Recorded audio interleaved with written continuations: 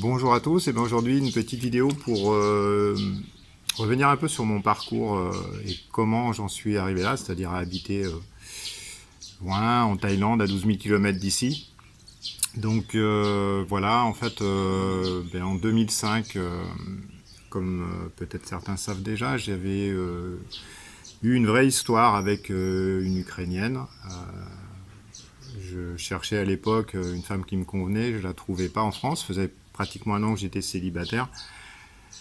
Et un ami russe en fait m'a dit va voir dans nos pays, ça n'a rien à voir, les femmes c'est plus facile, il y en a plus de jolies, les gars sont pas trop gracieux, donc on va dire la concurrence est moins forte dans les pays de l'Est qu'elle peut être dans les pays occidentaux. Moi je suis quelqu'un de curieux et donc j'ai eu des contacts via un site web qui se sont avérés positifs. Et puis j'étais avec un ami à l'époque et on a pris un avion pour Kiev. Et donc j'ai eu une histoire sympathique pendant un an avec une Ukrainienne. Et suite à ça, bon, comme j'avais déjà une entreprise, je pense que j'ai un peu l'esprit entrepreneur aussi.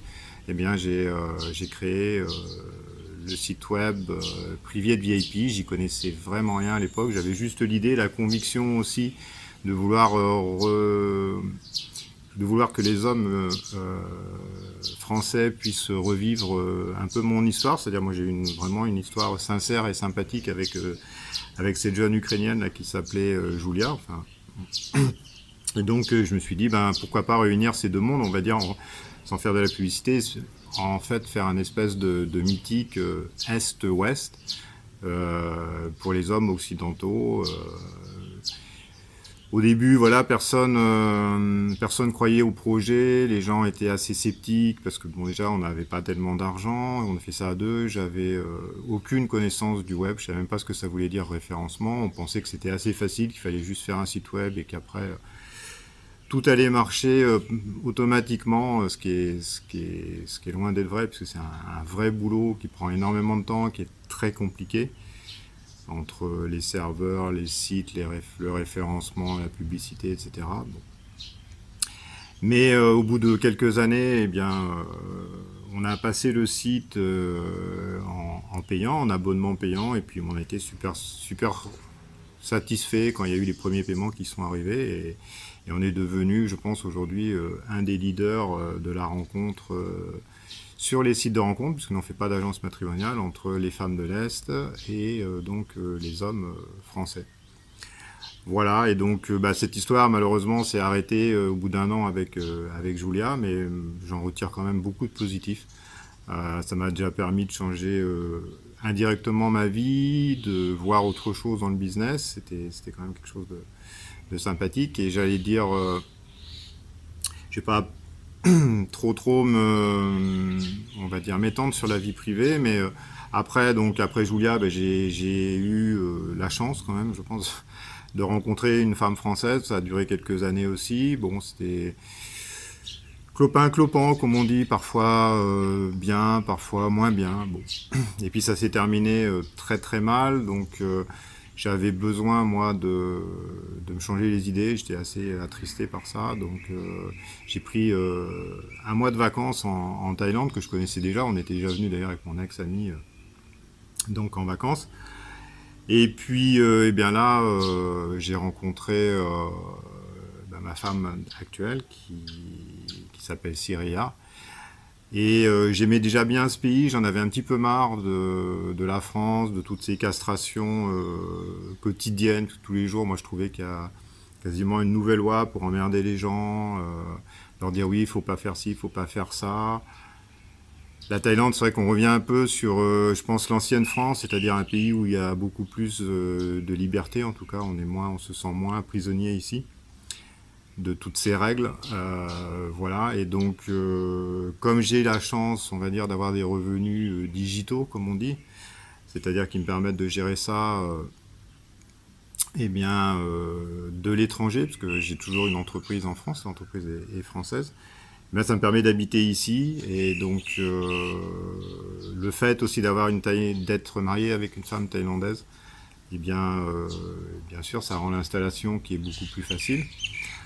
On dit aussi gagner de l'argent sur le web, effectivement, c'est compliqué. Il y a plein de gens qui essayent et je pense peu quand même qui réussissent.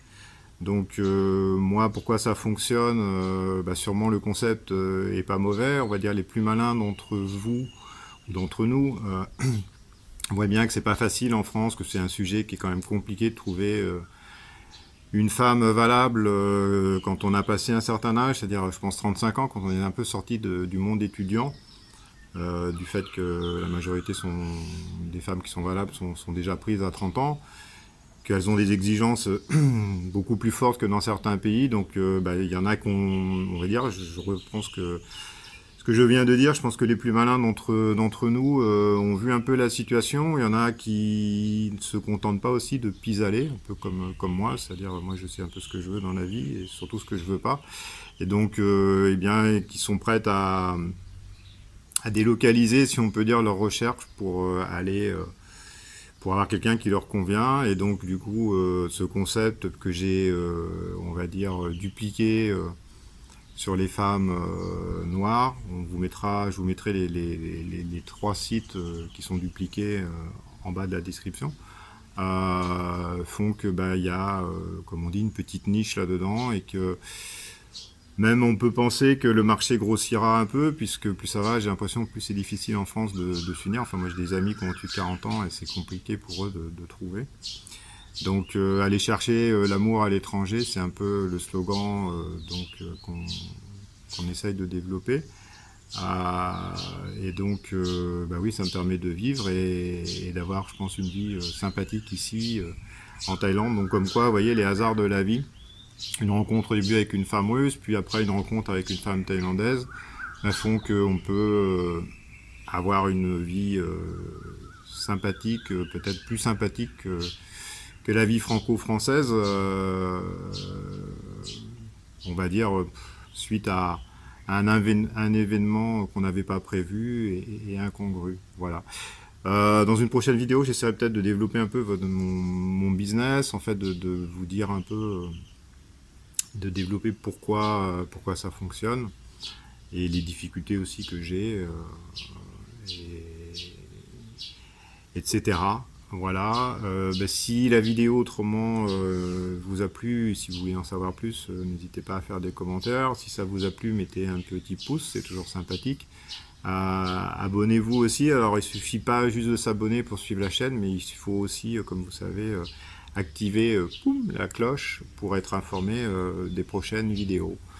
Voilà, et bien écoutez, la vidéo est finie, je vais pouvoir faire quelques longueurs dans la piscine. Il fait 30 degrés ici, on est comme vous savez, au mois d'avril. Bon, avec le coronavirus, mais bon, on le vit peut-être mieux ici.